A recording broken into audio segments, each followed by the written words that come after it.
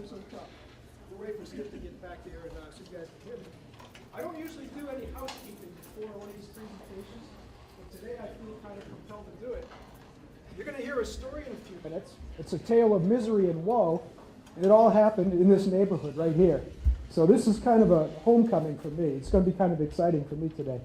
Listen, to think like a black belt, you really need to know only one thing. And you just saw it on the screen. Perfection is not a destination. It's a never-ending process. That's our mindset in martial arts. We're never quite done. We'll touch a little bit on mastery today. We'll touch a little bit on focus, discipline, some of these other key words. But really, that's the thing. It's a process, never-ending process. It's something we continually work on. So let's get to the tale of misery and woe, or why should you listen to the bald guy in front of you today. About 30 years ago, well, here's my resume. I'm a two-time college dropout and a former drug addict. Glad you booked me today? Yeah. And the college I dropped out of? Well, we're standing in it. St. Joseph's College, yeah. I've gotten to tell this story all over the country over the past couple of years, but you guys are actually going to know what I'm talking about. Because if you go out here and you go up the road a little ways, take a right out of the college, go up the road, right at the intersection of Route 36, there's a convenience store, right? Well, several years ago, in front of that convenience store was a trailer, an old 1950s vintage trailer. Remember those with the louvered glass windows, right? We called it Stonehenge. And we actually had a sign above the door that said, "We are the people our parents warned us about." Careful, that's an age check. Now I know who read Electric Kool-Aid Acid Test. It was cold out there, very cold. I was pretty clever. I was good with duct tape and cardboard. So on particularly cold winter nights, I could cover up my broken window, duct tape it up, and I was fine. Funny that we always had money for dope, but didn't have enough money for heating oil, right? We did use ghetto heat. You've never heard of that. It's when you take the oven door and you lay it down, hope for the best, right? There was one particular night, it was so cold, I was nestled up in my sleeping bag, had it pulled right up to my eyes. Believe me, I didn't want to get out of there. But, middle of the night, I had to do my business. Went into my little bathroom there, and there was a mirror on the wall. And I started to take a tinkle. I realized it didn't sound quite right. Flipped on the light, and there was a skim of ice across the toilet. I really had to chip it to get it to flush. I don't know how the pipes didn't freeze. Anyway, I turned and I looked in that mirror, and I said, this has got to stop. This absolutely got to stop. But you guys know all the sayings, right? Nobody likes a quitter, right? No one to give up, so I didn't. Fast forward a few more months, and it was a relatively nice summer day. We had one of what the local constabulary would call our Stonehenge parties. And someone passed me a joint. These are some more tests for you guys. I bogarted the joint. Those who were laughing, those that I smoked it all the way down to nothing. Because I couldn't get off on a joint. I was up to about 10 to 12 bong hits a day, plus the auxiliary drugs that I would do to keep my lifestyle going. Oh, did I tell you, I had a job at the time. I was a test pilot. Yeah, not the kind you're thinking about, don't worry. Okay? What would happen is, someone would bring a bowl of pills out. They'd say, what's that green and black one do? I don't know, give it to Jim, see what it does to him. You see, that type of thing. So at any rate, bogarted the joint because I couldn't get off on the whole thing anyway. And all of a sudden I started feeling kind of strange. As much dope as I smoked, it still made me pretty mellow most days. But this particular day, it just activated something. And I started running around the little living room we had. And apparently I was trying to jump out through that louvered glass. If I had done that, it would have cut me to shreds. Then I got the munchies, right? Tried to get into the refrigerator, but didn't bother opening the door. I was smashing my head into the door, and I'm telling you this from secondhand experience because I don't remember much of it at all. What I do remember is going back into that bathroom the next morning, looking in that mirror, and I looked like I went 4 or 5 rounds with Mike Tyson. That's the day I said this had to stop. It turns out that joint was laced with angel dust. So I count my blessings every day that I'm alive or not brain damaged. So that's where the whole adventure started. Well, what the heck has that got to do with you guys, and how's that got to do with business? Well, one more question before we get into all the meat and potatoes, because I'm asking all over the place. I want to know, which one of you guys started the recession? None of you? Which one of you guys has the answer to fix it? be more operative. Maybe Mr. Diamond might, right? Yeah. We're dealing with circumstances and conditions that are sometimes bigger than us. And that's just the way it is, right? We have a saying in martial arts. I met a couple of martial artists here today, right? Old fortune cookie that we say, knock down 7 times, get up 8, right? No matter how many times we get knocked down, we get back up. We also have to realize that no matter what we do, it doesn't guarantee victory. It doesn't guarantee success, right? I always liked it when I was a boxer. It was funny because some guys would go in the ring and they just knew they were going to win. At least that's what they said, right? They'd walk in, knock that guy out. Well, you don't know. What you do know about, when I'm talking about confidence, I say this. Confidence is not surety of an outcome. It's not surety of an outcome.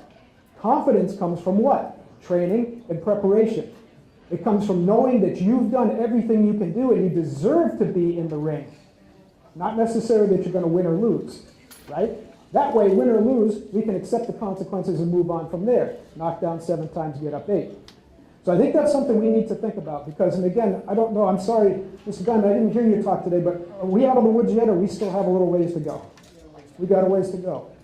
But we're going to do it, and we're going to do it together, all right? One of the nice things about presenting for a group like yours, and I really want to hit on this hard because this is the type of organization that's changing our country.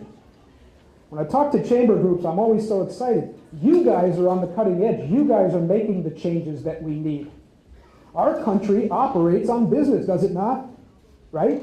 So you guys are the ones with the change. We don't need to wait for saviors. We don't need to worry about anybody else helping us out. We're just going to get up and doing it. I was in Oklahoma a couple of weeks ago, and if you've never been there, have you been to the memorial for the bombing, for the Oklahoma bombing? Anybody? You have? That is one of the most incredibly moving experiences. If you go to Oklahoma City, do not miss this. It's one of these things where you say, oh, yeah, because everybody there tells you to go to the monument, right? And you say, oh, yeah, go to it. Go to it. But the important thing is that the people that were there were so incredible because I'm looking at this wreckage and carnage and just, oh. The one that got me was they have this display as you walk in, and there are different boxes, different acrylic boxes. I don't know why this one went in for me, but the one with the keys. There was a box full of keys that they picked up after the bombing, right? But anyway, talking to the folks in Oklahoma, and I'm almost crying. Oh my God, he goes, the bombings and the tornado and more and all that. You know what those guys said? We pick it up, we dust it off, we build it again. It's exactly, I heard that, right? 7 different times, 7 different ways. Pick yourselves up, dust it off, do it again. No matter what. But it takes a community to do that. And that's why the chambers of commerce are so important, right? Years ago, I was boxing and, this is another main story. You guys will know this. This is really a treat. Anyway, this was a midlife crisis I had. I think I started boxing when I was 33. And I was supposed to fight my first fight and the only sanctioned fight. My record will stand at 0-1 for the rest of my life. We won't talk about the unsanctioned fights. But I was set up to fight a relatively inexperienced guy about the same age as me. I think I was 33 at the time. He scratched because he had the flu. My trainer set me up with another guy. Met him, young guy. I said, yeah, okay, let's get it on. He seemed like a nice guy. But I kept saying, that guy's trainer looks familiar. Dave kept saying, don't worry about it. I said, yeah, don't you worry about it. You're not the one getting in the ring today, right? I says, bother, he's right. Get in the ring. This kid turned me into a human Pez dispenser. You know what I'm saying? Laying on the mat. I'm looking up at the lights. And I've got a bunch of friends that came with me, right? Sitting at ringside. What do you suppose those jerks are yelling when I'm laying on my back? Yeah? Freaking vultures. Get up, Jim, get up, get back in there, get back in there. God almighty. Anyway, let's just say this. I got through the first round. I thought I was going to answer the bell, get ready to get up, and the towel goes by, which automatically restores your consciousness somehow, right? Anyway, my trainer pulls me out and said, don't worry about it, we'll live to fight another day, you're done. Didn't talk to me for 2 minutes in the corner. So I get downstairs, I said, now I know who that guy is. You ever hear of Tony Lampron? You ever hear of Joey Gamache? Yeah, Tony Lampron is Joey Gamache's trainer. He was Golden Glove 7 or 8 times over himself. I was fighting his kid. They set me up. But that's not the good part. Did I mention it was my birthday? So my buddies, those same vultures that were sitting at ringside, took me to, let's call it, oh God, I keep forgetting, you guys know all these places, you're going to know what this is. Let's call it a local venue for adult entertainment. Okay? About 6 or 7 kamikazes into that adventure, I turned around, looked at these guys. Oh, I must have been sexy. I broke my nose, had cotton up there. But I said, hey, you guys love me, huh? Oh yeah, Jim, we love you. You're our pal, you're our buddy, right? I said, well, then the next time I'm flat on my back, I want you guys yelling what? Stay down, stay down. I was wrong. I was absolutely wrong, and I realized that years later, right? We need people in our corner that are going to tell us to get up and get back in the fight, even when we just got our brains knocked out. And I think particularly for business people, there's no stronger association, no stronger connection to the community than the Chamber of Commerce. And so that's what we're trying to do together. We're trying to support one another. We're trying to make sure that we have people to lean on, people we can vent to, right? People we can complain to when it's a bad day and know that it's safe. They're not going to judge us. They're going to help us out. And the networking is the most powerful part of this, no? The networking is the most powerful part. Take every advantage of that. Now, we may be doing some other programs with you. I'm going to touch on just a couple, give you a little tease. One of them, I was asked to talk about, it's called Marketing Your Mastery. I got into this by accident. People asked me how I built my speaking business literally off a folding table to then be able to travel all over the country and do this. Well, most of it was done through aggressive, guerrilla, online social media marketing, which is nothing more. All that does is give us access to a very powerful network, right? And the soapbox I'm on these days is this. All that stuff is great. It's wonderful. Gives us access. But make sure you get in the room with people too, right?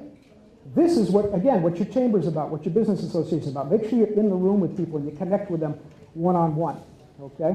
So we'll do that maybe in a couple of months. We'll talk about that. All right.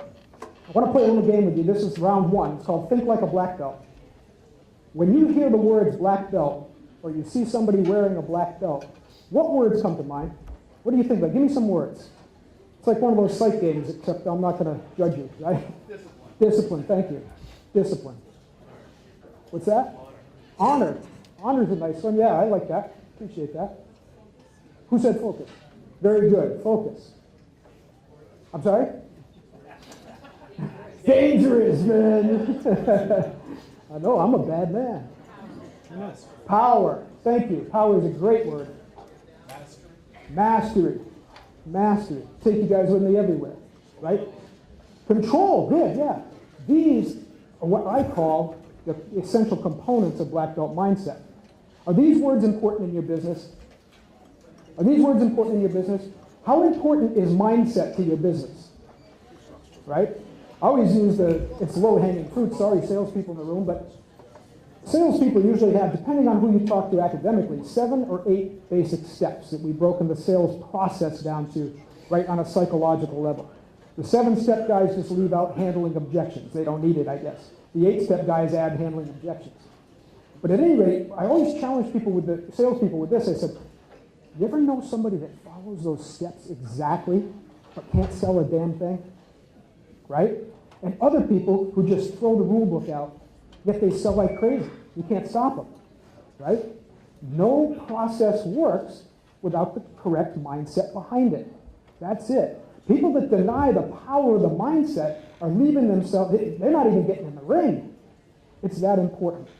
Always cracks me up when you get in a room like this and people start talking about books that you've read, right? And they read all these wonderful books of Stephen Covey and all this. I say, you know what they're talking about? Napoleon Hill, right? All these great thinkers. Dale Carnegie. What are they talking about? Not about what you do. They're talking about how you think. Yes? Okay. That's the critical part. So we've got to get our thinking on straight. Let's hit that discipline one for a second. What's that mean? Discipline. Quick definition. Anybody? It's a tough one, isn't it? Now, we all know it, right? We all know it. Finishing something? Good, yeah. You might call it perseverance, sticking with it, yeah. Self-control. Yeah, to a degree, I'd agree with that, yeah. I'm going to simplify it. I told you I got my brains bashed in a lot and did a lot of drugs, so I have to keep things simple. Discipline to a martial artist is nothing more than the development of a meaningful or purposeful habit. It's that simple. Why do we make it so freaking complicated all the time, right? It's that simple, but not easy. Not easy. Raise your hand if you consider yourself a disciplined person. Ooh, this is going to be trouble. Raise your hand if you consider yourself a highly disciplined person. Raise your hand if you're happy where your business is today. Oh, folks, we got work to do. We got to do some kumite. You know kumite? You guys should all have your hands up. This is why. I went around, I met a lot of you guys. You have successful businesses. You're doing it. You see? You're doing it. Are you applying that every area of your business? And sub-question, very important sub-question, does everyone in your organization think the way that you do? You see? Power, somebody brought up. Define power for me. This is where we get to argue for a little while. Define power. Is it good or evil? Raise your hand for good. Power, good. Nobody, huh? Raise your hand for evil. Power is evil, right? Power corrupts. Raise your hand for power corrupts. Yeah, you know, we're going to argue about that one. Money is power. Raise your hand. Money is power. Agree. Knowledge. Knowledge. Okay, we'll argue about that one too. All right. The philosophical definition of power. I didn't make this up. I didn't have to. It was in the dictionary. It was so cool. Power is your ability or capacity to act or perform effectively. Is that good or is it evil? Right? Depends, right? How do you apply it? What's your intention? What are you going to do with it? But it's your ability or capacity to act or perform effectively. So what are we talking about? By the way, did anybody wake up today and write down in your to-do list, I'd like to be weak today? Nobody ever says they do, right?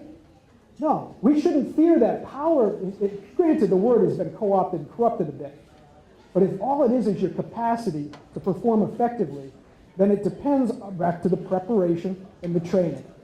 That's all there is to it. And simple stuff. But I'm going to highlight also at all levels of your organization, right? My janitor should be the most powerful janitor possible. Now how? Because we develop those people not just in process, but also in mindset, right?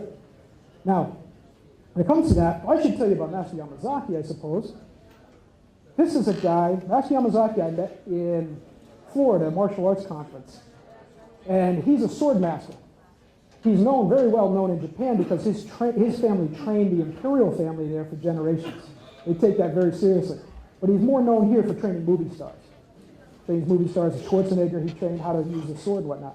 Anyway, Master Yamazaki was speaking. He didn't speak English very well, so first part of the story he told through an interpreter. And he told the story of mastery. And believe me, mastering a Japanese sword is quite a trick. There's no room for error. I have a pair of shoes with the toe box sliced that shows at just one little moment lack of focus, right? I mean, I could have lost my toes. I know we talked about martial arts last time we met. Yeah, I could have kept walking, right? Never even known I took my foot off. But at any rate, Yamazaki said there's a story about a master. A young student wants to be a master. Comes to the master, says, I want to be a great sword master. Great, says the master. 3 steps. First step, basic practice. Go away. They always send these guys away for 3 years. I have no idea why, but he's running around practicing for 3 years. He comes back, says, Master, I'm ready for step number 2. The master says, step number 2. What do you suppose that is? Basic practice, right? Okay, fine. Go away. Now he's chopping off heads. He's feeling pretty good about himself. He comes back for the 3rd. He says, Master, I'm ready to be a sword master. I'm ready for the 3rd step.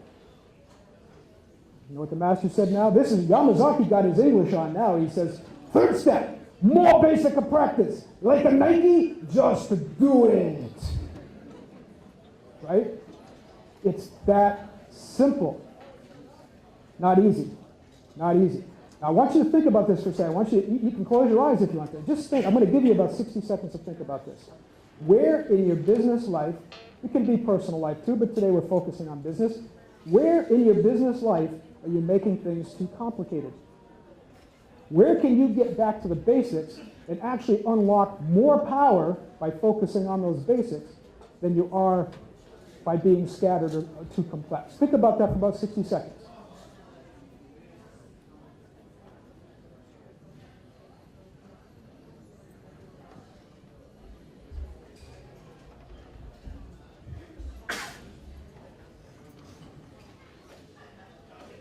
Now, I think we have a microphone because you might be telling longer stories now. So if you have one, we'll run the microphone over to you so everyone can hear and share that story, okay? Give me one of the stories. Where are you making things too complicated? I know I ask personal questions. I won't apologize. It's part of my job. Yeah? Who's got one? Too complex. Oh, I'll wait. I teach 3 to 6-year-old kids. I can wait all day. Yeah, I know one. I know you've got one. I know you've got one.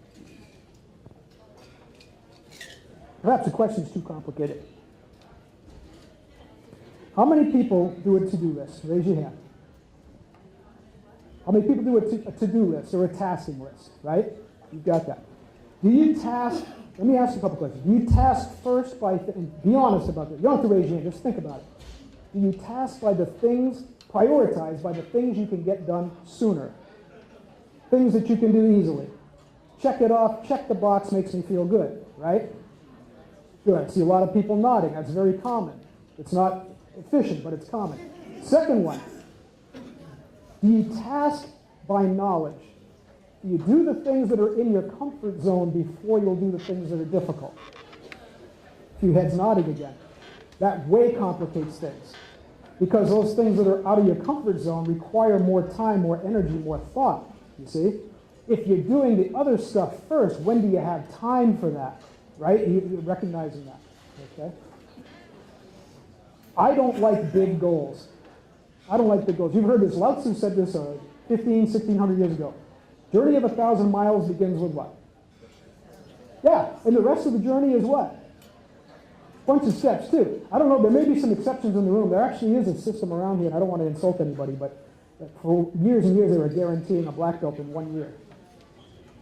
I'm safe? Look behind here, too. All right. I didn't understand that mentality. And here's why. First of all, I don't know how long it's going to take to achieve a particular level of proficiency, of mastery. And it's not satisfying if you don't achieve it that way, right?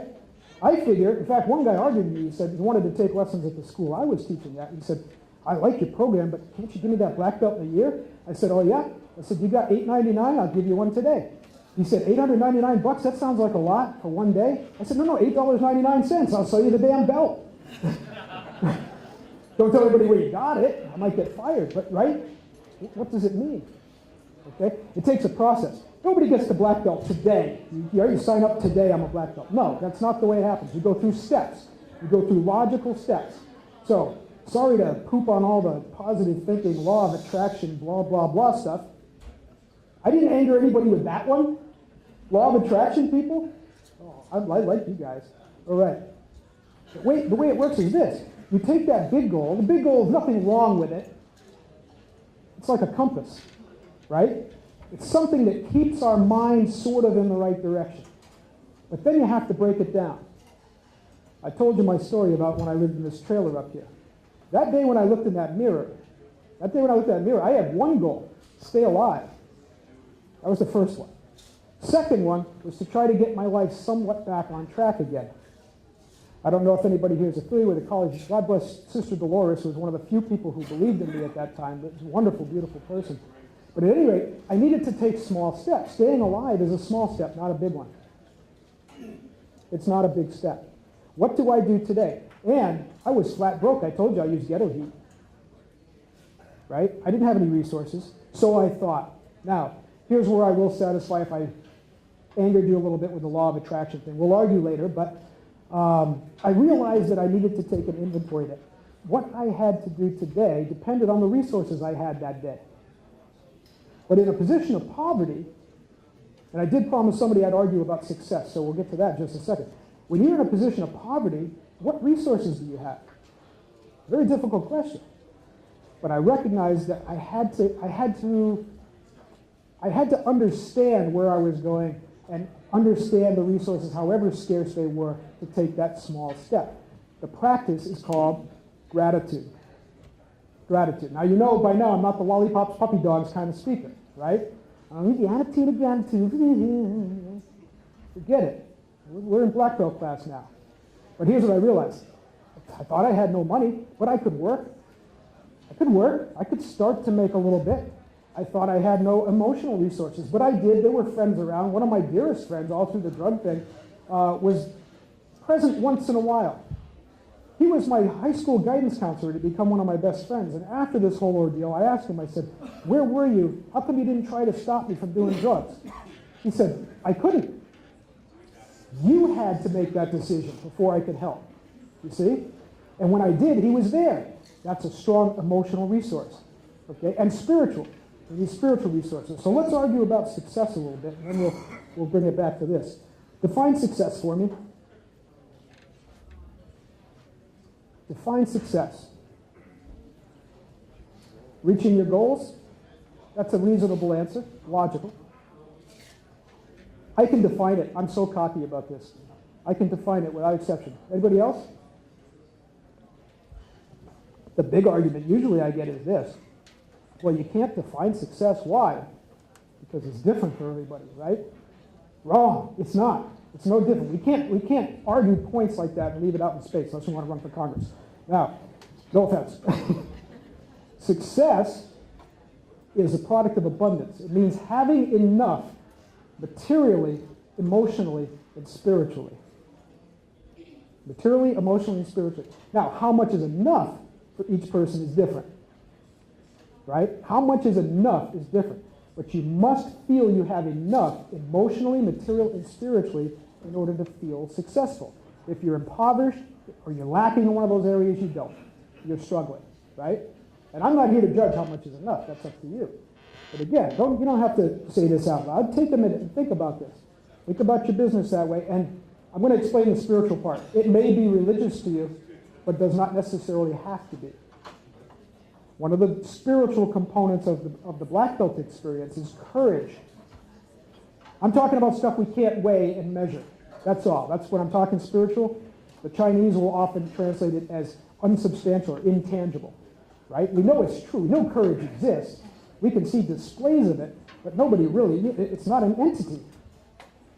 It's a quality, you see? Emotional things are more tangible. Those are my buddies at Ringside. Yeah? Those are, right? That's an emotional connection. Is your family important to your business? Is your business important to your family? That's an emotional connection. How many entrepreneurs have started off with a crazy idea, no money, and all you had was somebody at home believing in you? Anybody? Quite a few hands on that one, yeah? Yeah. That's what I'm talking about, emotional abundance, right? Now, my gratitude, the material is easy, right? You just look and see how much money you have, how many assets you have. That's the easiest part to understand, okay? But how do we see this from time to time? My practice of gratitude is so simple. I wake up in the morning, and I literally try to do this every day. I just walk around, take some time and think about everything that I have around me, the people who are working with me, Amanda, Alex, the money I do have, whatever that might be, my belief in where I'm going, my credibility, my track record, my emotional content, my intellectual content. See, all these things are important to any business. And I just say thank you. That's all I do. It's that simple, right? But by saying thank you, now I'm not focused on what I don't have anymore. I'm aware of what I do have. And even in the worst times, even in your darkest moments, right, what you have here and now is what you're working with. Period, end of discussion. But if I can get out of that trailer, right, with nothing, you can build your business with nothing. And I'm sure you're all aware of Mr. Bezos. I did argue with him in the op-eds lately because Amazon was pulled the affiliate programs out of Maine in a protest about the internet sales tax and whatnot. But at any rate, I understood, I could respect his stand. I don't have to agree to respect the man. I understand what he was doing, you see. But one of the reasons I admire him so much is because he launched this mega business, which is now attacked on so many levels. People say he's the evil empire. He launched it out of his mother's garage, right? If you've ever had the opportunity to hear Richard Branson speak, it wasn't even his mother's garage. He launched it out of his grandmother's garage, you see. Great things to be accomplished, but why? Because these people looked at what they had and didn't worry about what they didn't have at any given moment. And sometimes all you got's an idea. Bill Gates is now the richest man in the world this year, right? What did he start with? An idea. It wasn't even his idea, right? And he built an empire out of it. So that's what we need to talk about. And again, that's part of us being together like this, right? Now, let's put a little more boots on the ground with this, though. Do a lot of work with salespeople. Do a lot of work with customer service people. All right? Now we're on the front lines of things. I like to challenge people and say, you could bring me any situation, anything at all, and I'll address it from the perspective of black belt mindset. If you stump me, I'll give you a book. I haven't been stumped yet. If you don't stump me, I might give you a book anyway. We have books available out in the expo area afterwards as well. So any situation, anything at all to do with this. But I'm going to ask you a little more pointed question. I want to talk about customer service for just a second. What's the worst customer service experience you've ever had? And I definitely need the microphone for this one. What's the worst customer service experience you've ever had? You don't have to name names. I don't care if you do. There it is. What, you guys never flew American Airlines?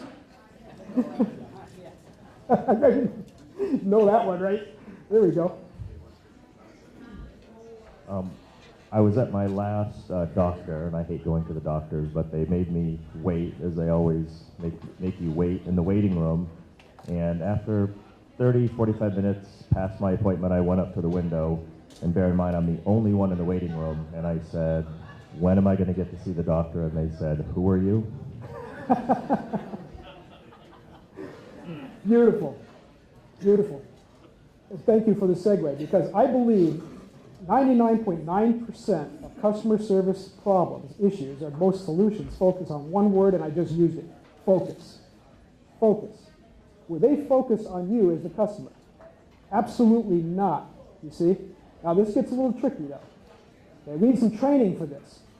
When I'm training customer service people, we go through an exercise, and I'll give you one in a second, but focus is not, you ever try to concentrate like this, force it? I'm gonna, right? How's that work? No, our brains are not wired that way. The ancient masters understood this intuitively or by observation. Now we have neuroscience behind us. We can test this. We can shove people into MRI machines while they're thinking this way, and we can see what parts of the brain light up. So it's very well documented. You cannot force focus. The brain doesn't work that way. We are wired to be ADD. Why? Because we were sitting in the jungle hunting an antelope over there, and there was a saber-toothed tiger ready to eat us, right? So if our attention wasn't very quickly shifted from here to here, we were the food instead of our food on the plate, right? It's just the way it is. So focus is a process of letting go.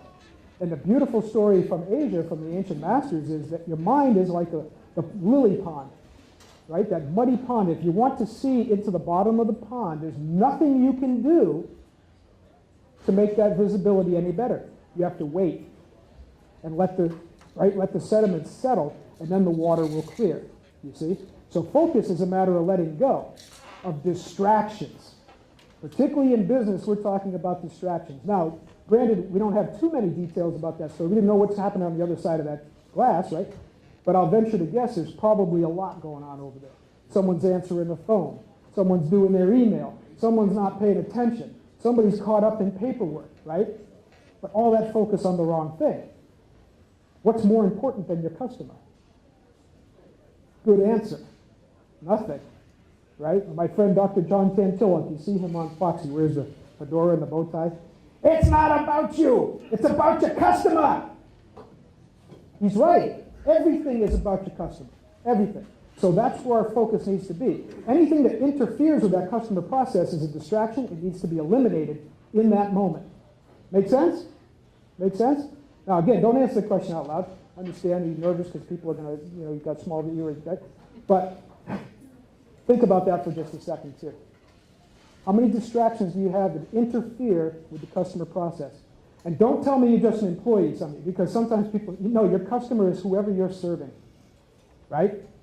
We actually call our customer service stuff samurai service. The samurai literally means one who serves, you see?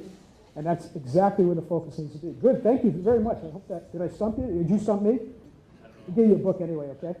All right. Yeah. Give me another one. Oh, got one back here. Then we'll go to sales. Is sales important to your business? All right, I got one for you. Yeah. Own a printing company, and we just did a massive mailing for the post office. And for Did you get paid? Oh yeah, it was great. They're still open, right? But Yeah. it was actually for the post office. Yep. It wasn't something that I was doing a mailing for the Nick Groomer, or I wasn't doing a mailing for a restaurant. It was Yeah. actually for the post office, and it was 600,000 pieces, and we had to Wow. deliver it to 40 post offices. And it's one of those things to really promote mailings and Yeah. for businesses to use this new mailing program and employment, but it was to really save these people's jobs, basically. Okay. And we would go and we would deliver these to the post offices, and the postmasters would look at us like, all right, just leave it there.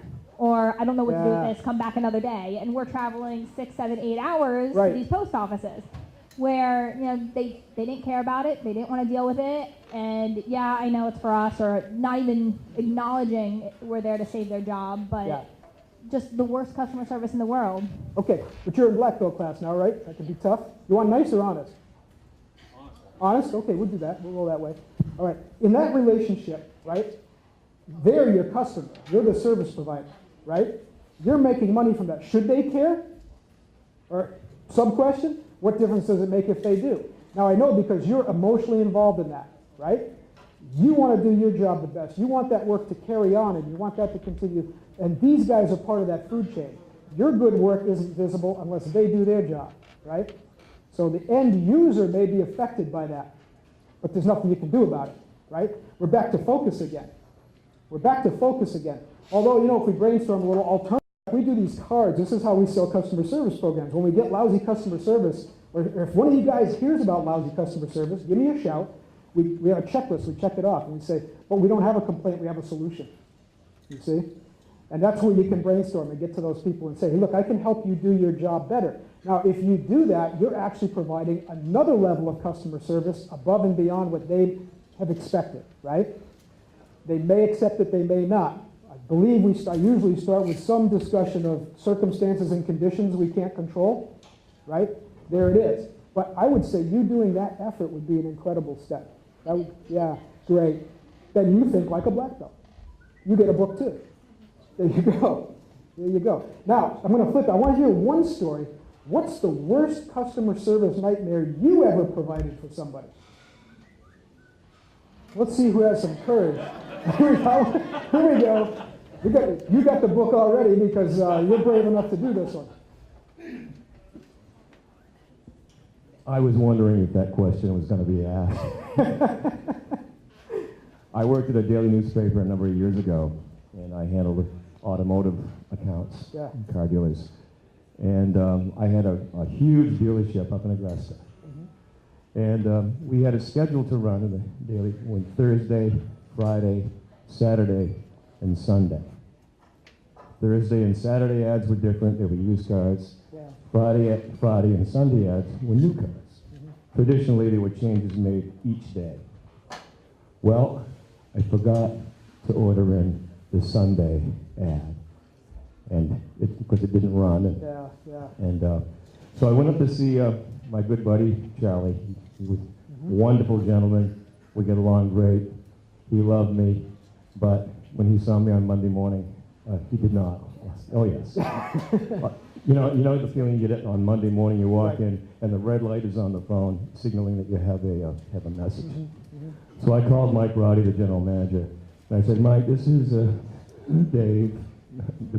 Dave, get up here as soon as you can. We can see you. Yeah. So I go to see Charlie, and I had already. The worst thing I could do is to go and make excuses. So I figured, what I'm going to do is just tell the truth, exactly what happened. And he, at first, he's making small talk. He says, "Okay, what happened?" He says, "Not only I know I'm not going to pay for Sunday's ad, but I don't want to pay for Saturday's ad. I don't want to pay for Friday's ad, and I don't want to pay for Thursday's ad." And I'm going, well, Charlie, you know me. I don't have any authority to make that decision right now, but I just want to tell you, you're looking at the guy that made the mistake. I simply forgot to order the ad in on Friday because I order them on different orders because we have changes to be made. And it was my fault because I didn't take the necessary steps to go upstairs, look at the computer screen, Yeah. and then cross-check what I thought I had in and what I knew I was supposed to have in. Sure. And so after some back and forth, he started to calm down and say, listen, what I'm going to do is I'm going to go back to the people that I work for, and we're going to arrange for some make-good advertising for you to your satisfaction. We'll present it to you. If you like it, fine. If you don't like it, then we'll go back and we'll rethink the whole thing. But I said, we're not going to leave you with something that you don't like. Right. And then I apologized. I said, I'm very sorry that this happened. Dave, I tell you, you think like a black belt, doesn't he? Right? There it is. That's exactly. I can't add to that story because you did exactly the right thing. Now we're talking about courage. Right? I imagine you were a bit nervous going to talk to this guy, right? I was scared beyond belief. Yeah. You scared beyond belief, he said. Sure you were. Wouldn't we all be in that situation? Any of us? Right? Okay. But you face it. And that's the important thing. And believe me, I've heard many stories like that where people would say, well, I'm going to try to figure out a way around it. I'm going to try to cover my tracks, try to do this. No, that's courage. Courage is not the absence of fear. The absence of fear is stupidity. Right? My buddies used to say, when you get in the ring, are you scared? He goes, hell yeah, the guy's trying to kill me. Yeah, definitely. Granted, that's a very measured one. Okay? Courage is facing whatever there is and doing what you need to do anyway. And that's exactly what you did. And thereby, now, here's the rub though. Just because you're courageous, just because you show respect, just because you're nice, does that mean it's coming back to you? No, in this case it worked out, right? In this case it worked out, and I think it does many times, but we don't know. I believe you should give the following three things unconditionally, meaning with no expectation of return whatsoever. This is a funny concept in business, right? Love, wisdom, respect. Those three things we give unconditionally. I don't know what the return is going to be. There is no ROI on love, respect. To own it, and then you're willing to make it right. At least give me the chance to do that, right? There you go. Very good. You get a book. So give him a hand. That was a real good one. Yeah. In the couple minutes we have left, I want to challenge you with this one as well. Let's talk about sales for a second. How many people think sales is probably the most important thing in your business? See, to me, it's sales and customer service. You know that beautiful symbol, yin and yang? Without great customer service, you have nothing to sell, really. Any movie buffs? How about Glengarry Glen Ross? Have you seen Glengarry Glen Ross? If not, if you're a business, you must see this movie. It's about a boiler room real estate operation. That thing dying? Is that me or? It's about a boiler room real estate operation. It's starring Alec Baldwin. And he plays himself perfectly, if you know what I mean. Now, he's doing a presentation. These guys can't sell any of this stuff. It's garbage. But he walks in. He's supposed to rile up the sales group. So he slams his stuff on the table. He says, on the board there, he says, A, always, B, C, closing. Always B, closing. A, B, C. I said, sure. If you're selling crap, right? How many of you are selling crap? I did this at a fence association in Massachusetts just before a Jets and Patriots game. I thought I was going to die when I asked them that question. Who's selling crap? Because you are. You are. We all do. And I'm not talking necessarily about the quality of your product or service. Hopefully we're selling the highest quality product or service. But have you ever tried to sell somebody something they didn't need or they didn't want? Or they didn't need or didn't want in that moment? Did John Pulsifer finally pass away? Jolly John? Okay, I'll tell you this story then. Actually, I told the story and Mal used his name. I was a young guy, and I wanted this pickup truck. You know they always had those ads, right? These loss leaders. This beautiful little Toyota pickup truck. I went down to the dealership. I had enough money for that one. I said, oh, that's exactly what I want. Walked in there. Okay, now there's this guy sitting. He walks me in, sits me down, does this. He says, oh, Jesus, I have a hangover. Oh, my God, we were partying all night. That was the first thing, right? Then he says, you know, I saw you on the lot. You're looking at that base package pickup truck, right? That's about the tone he was using too. I said, yeah, I'm so excited. He said, yeah, I really want that. It'd be the first new vehicle I ever bought. He said, no, you don't want that. Come on. I was stupid then. I didn't know. Now I look back at that. I said, what a dumb thing to say to a customer. You don't want that. No, he didn't want that because he didn't get any vig on that, right? The commission came on selling the options. See? But I wanted that truck. That's the one I wanted, the one I could afford. He was trying to sell me something that I didn't want. I didn't buy it. But I always thought about that story. And now working in business so much, see, that's what it is. You cannot sell crap. If you're selling crap, stop it. Stop it. Now, how do we avoid selling crap? There's a functional question. How do we avoid selling crap? How do we know what the customer wants, what the customer needs? What's that? Listen. Thank you. But how often do we all do this? And maybe I'm preaching to the choir here, but I want you to check everybody in your company right down the line. And everybody that's in any kind of contact, anybody that does anything to do with your business is in customer service, and they are in sales, even if they never talk to a customer face to face. All right? So think about that and go back and ask yourself, is everyone thinking the way that you do? Does everyone in that company think like a black belt the way that you do? See, there it is. So stop selling. I do it too. I do it too, if I let you off the hook a little bit. Sure, we all do. Here's why. You ever really try to make a sale because you really needed it? You had to make payroll, right? How many of you have run companies, especially startup companies, where you were taking a second against your house, borrowing money, or going without pay to make your payroll, to make sure people were working? Right? Some familiar nods in that one? How many of you started with a great deal of risk and you knew you had to take care? How many dipped into your kids' college fund to keep your business going? You see? There are times, but don't be an entrepreneur out of desperation. When you really connect with the customer that way, on a human level, authentically, right, that relationship will be preserved forever. When you sell somebody crap, what's going to happen? Exactly, right? That relationship's over. And here's the weird thing, right? Especially these days. Oh my God, the internet age, right? I do these social marketing programs sometimes for kids at entrepreneurial colleges. They don't realize I'm doing this when I go in. I get a couple of names, and I check their Facebook page before I get there. And these are young people that want to start up a business, or they want to work their, get their degree and get a C-suite job and all this. Oh yeah, oh great pictures, right? Fort Lauderdale, 2012.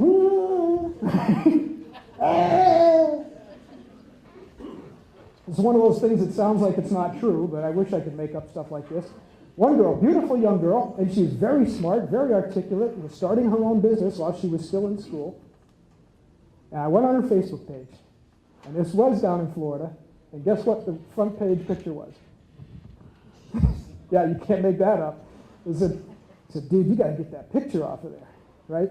And her answer was, I didn't think anybody'd see it, just my friend. I said, come on, it took me 3 clicks. And I don't even know what I'm doing, okay? I just Googled you and somehow by accident, got in through a back door, and there it was. The picture, actually what I think it was is one of her friends put it up, right? You might not put it up, but do you trust every one of your friends? If not, watch The Godfather, because that's another good business movie. Keep your friends close. Keep your enemies closer, yeah? Okay, so there it is. We've got to be careful. We're exposed. Well, the nice thing is we can grow our businesses very, very nicely that way. I launched Think Like a Black Belt off a folding table with no money. We owed money. We were very aggressive. It gives us access, but there's a danger as well, right? Everything we do, everything we tweet, everything you say, okay? And these days, I'm going to get on a little soapbox before we finish up, because we're heading into a very contentious, we've been in a very contentious political climate for a long time. It's getting worse. Again, Mr. Diamond might have more ideas on that one. I don't, this is tough. Now, I don't care if you think the way I do. I don't care if we're polar opposites politically. It makes no difference to me. But what does make a difference is this. That has nothing to do with business. Make sense?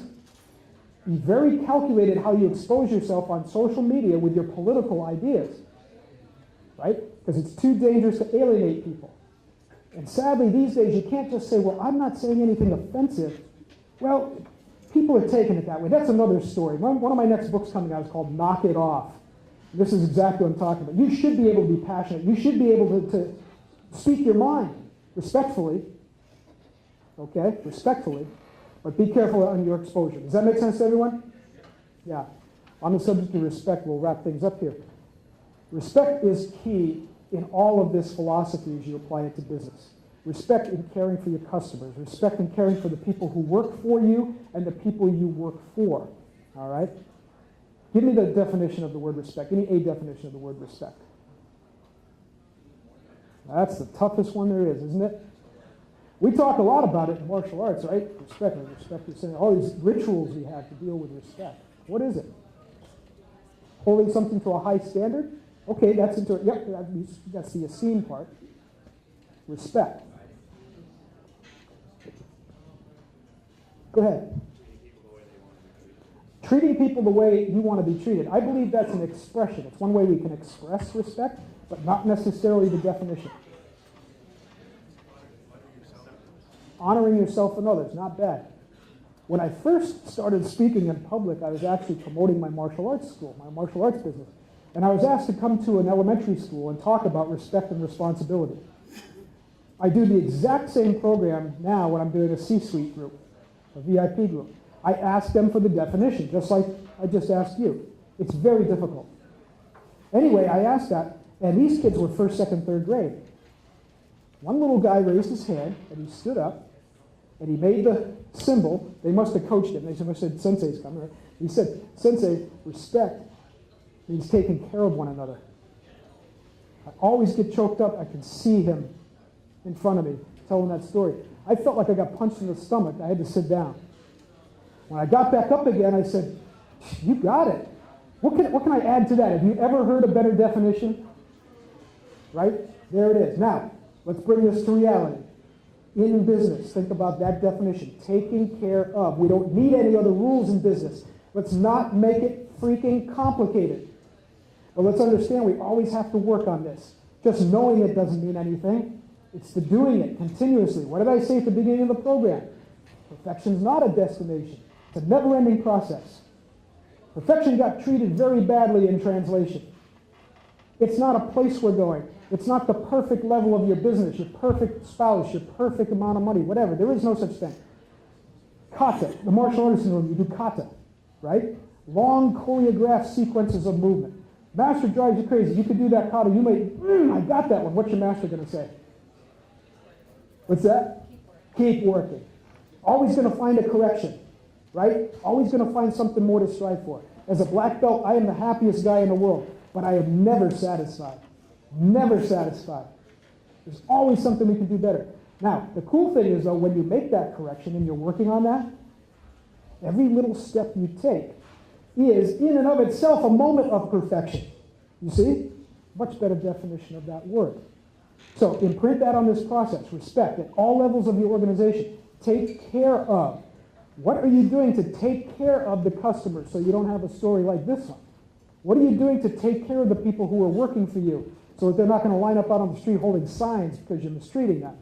What are you doing, and this is a big one, I'm talking to your employees, what are you doing to take care of the people who took the risk, people in this room, who took the risk and provided, right, the energy, the resources to provide them with the jobs and the livelihood that they have and the opportunity that they have? See? So there you have it. In a nutshell, that's how you think like a black belt. Important in your business as well? Great. Please come and visit me. We have books in the expo, and I'm glad to talk to you in more detail. Be glad to visit you guys and spout off more philosophy too. All right? But anyway, let me leave you with those words. Most important words that I ever learned in my life as a martial artist. And you see I repeat myself. In fact, I wrote in my book, Think Like a Black Belt, I said, these words are so important that you should tattoo them on your arm. Well, you got to watch what you say, especially in the age of social media. Doing an event in Boston, the guy came up to me, he said, Jim, I've been following your stuff, I love your stuff, I love your book. And guess what he had done? Yeah, that was a little creepy, to be honest, at first. But then I was very flattered, you know. Perfection is not a destination. It's a never-ending process. Perfection is not a destination, it's a never-ending process. Okay, enjoy. Thank you very much.